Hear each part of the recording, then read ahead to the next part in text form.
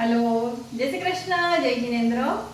आम तो अत्यारे बपोर 4 वाग्या छे એટલે જમવાનો ટાઈમ તો પૂરો થઈ ગયો, જમી પણ લીધું। આપ જોઈ શકો છો બેઝિન ભરીને વાસણ પણ પડ્યા છે, એ પણ ઉટકવાના બાકી છે। છતાં પણ હું અત્યારે અહીં કિચનમાં છું અને રસોઈ બનાવી રહી છું। રસોઈ તો ના કહી શકું, એક વેરાયટી બનાવી રહી છું। આજે જામનગરમાં અન્નપૂર્ણા આઈડોલનો કોમ્પિટિશન છે, કુકિંગ કોમ્પિટિશન, તો એમાં હું પણ પાર્ટ લઈ રહી છું। तो वानगी बनावी छे, ए वानगीनी रेसिपी आपनी साथे शेर करूं छुं। फराळी वानगी छे। आम जोवा जाए तो एक साबुदाणा वडानो प्रकार ज छे, पण छतां पण कंईक डिफरन्स अने एमां पण आपणे घणुं बधुं वेरिएशन लावी सकीए छीए। जेटલું મારી પાસે અવેલેબલ હતું એ બધું જ મેં રાખ્યું અંદર, પણ એના અંદર તમે બીજા ડ્રાય ફ્રૂટ નાખી શકો છો, ફ્રેશ ફ્રૂટ પણ એડ કરી શકો છો, પણ તો જે ક્રન્ચી જે જોતું હોય ને ક્રિસ્પી એવું નહીં લાગે, એટલે મેં એ બધું નથી કર્યું। કેમ કે કંઈ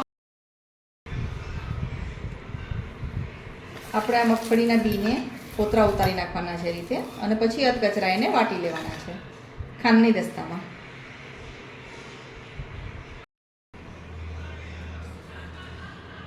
હવે આપણે આ બટેટાને આ રીતે ખમણી લેશું। આપણે આપણી ક્વોન્ટિટી મુજબ લઈ શકીએ છીએ। મેં આ ચા પીવાનો 1 કપ હોય આખો કપ સાબુદાણા લીધા છે, એને 4-5 કલાક પલાળી લીધા, એટલે આટલા સરસ છૂટા થઈ ગયા છે। અને સાથે મેં આ 4 બટેટા લીધા છે મોટા। અમે 4 લોકો આરામથી ખાઈ શકીએ, पेट भराई जाए ए રીતનું આટલી ક્વોન્ટિટી થશે। તમે તમારી રીતે આમાં ફેરફાર કરી શકો છો, જે પણ એક્સ્ટ્રા એડિટ કરવું હોય કરી શકો છો। એક્સ્ટ્રા સાબુદાણા પણ નાખી શકાય છે, એક્સ્ટ્રા બટેટા પણ નાખી શકાય છે, પણ ધ્યાન એટલું રાખવાનું કે બટેટાનું છે ને આ રીતે ખમણ કરવાનું। એ ખમણ કરવાથી છે ને એ સાબુદાણા ચીકણા નહીં પડે અને વડા એકદમ સરસ થશે। તો આપણે અત્યારે ક્રિસ્પી રોલ બનાવી રહ્યા છીએ। આને તમે બાફેલા બટેટાની જગ્યાએ કાચું બટેટું પણ ખમણીને નાખી શકો છો। આ શેકેલા બીનો ભૂકો છે, જેના છોકરાને ઉતારી નાખ્યા છે। હવે આ ત્રણેય વસ્તુ મિક્સ કરી અંદર બધા મસાલા એડ કરીશું આપણે।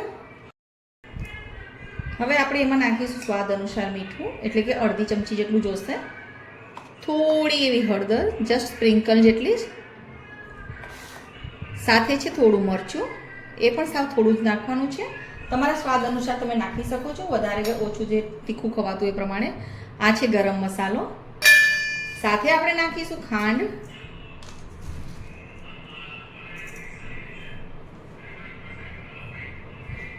અહીં મેં લીધો છે અડધા લીંબુનો રસ,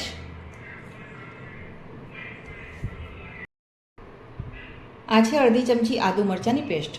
આ બધું જ મિશ્રણ સરખેથી મિક્સ કરી દેવાનું અને પછી એના નાના નાના રોલ કરવાના છે।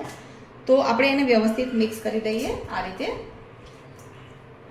અને સરસ લોટ બંધાય એવું કરી નાખીએ।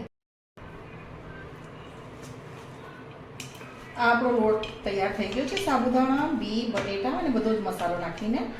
અમારા ઘરમાં થોડું તીખું અને મોરું બંને અલગ બને છે, એટલે આ મેં થોડું ઓછા મરચાં, ગરમ મસાલાવાળું ઓછો પાવડર નાખી અને આ મેં પૂરણ થોડું કાઢી લીધું છે સ્ટફિંગ, અને આ મેં આ રીતે રાખ્યું છે।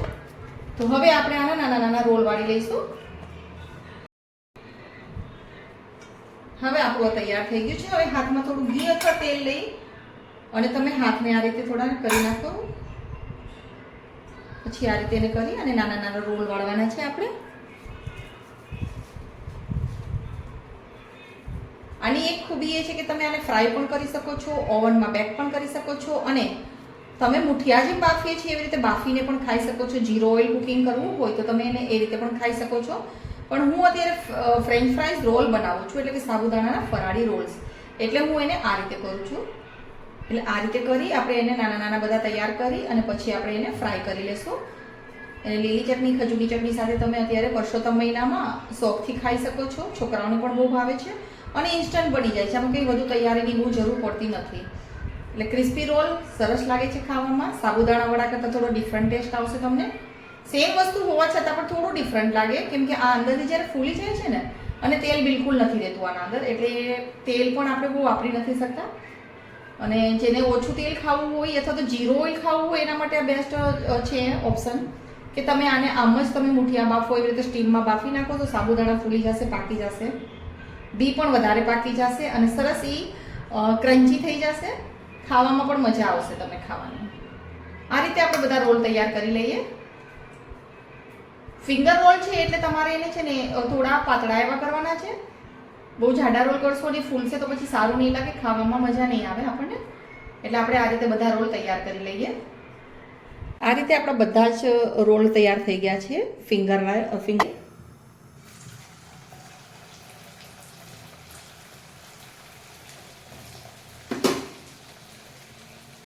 આ રીતે આપણે બધા જ રોલ ધીમા તાપે વળી બધા મૂકી દેશું અને તળી લેશું. તો આપણા બધા જ રોલ તૈયાર થઈ ગયા છે. આપ જોઈ શકો છો કેટલા સરસ લાગે છે અને ખૂબ જ ટેસ્ટી છે અને ક્રન્ચી લાગે છે. આ છોકરીઓ જ્યારે કોલેજમાં ભણતી હોય અને ફરાળ કરતી હોય ને તો આપણે એને નાસ્તામાં આપીએ તો એ લોકોને બહુ ભાવે છે. સાબુદાણાની ખીચડી કરતા ખૂબ જ સરસ અને ટેસ્ટી લાગે છે. આ આપણા નવી ટાઈપના ફ્રેન્ચ રોલ, ફરાળી સાબુદાણાના ફ્રેન્ચ રોલ. જો સાબુદાણાના ફ્રેન્ચ રોલ. તો આપની આ રેસીપી કેવી લાગે છે એ પણ મને ચોક્કસથી જણાવશો. તો હવે હું મારું આ કામ બધું પૂરું કરું, પછી તૈયાર થઈ જાઓ અને પછી અમે જશું કોમ્પિટિશનમાં. બાય. અગર આપને મારી આ રેસીપી સારી લાગી હોય તો મારી ચેનલને લાઈક, શેર અને સબસ્ક્રાઇબ કરવાનું ભૂલશો નહીં. ધન્યવાદ.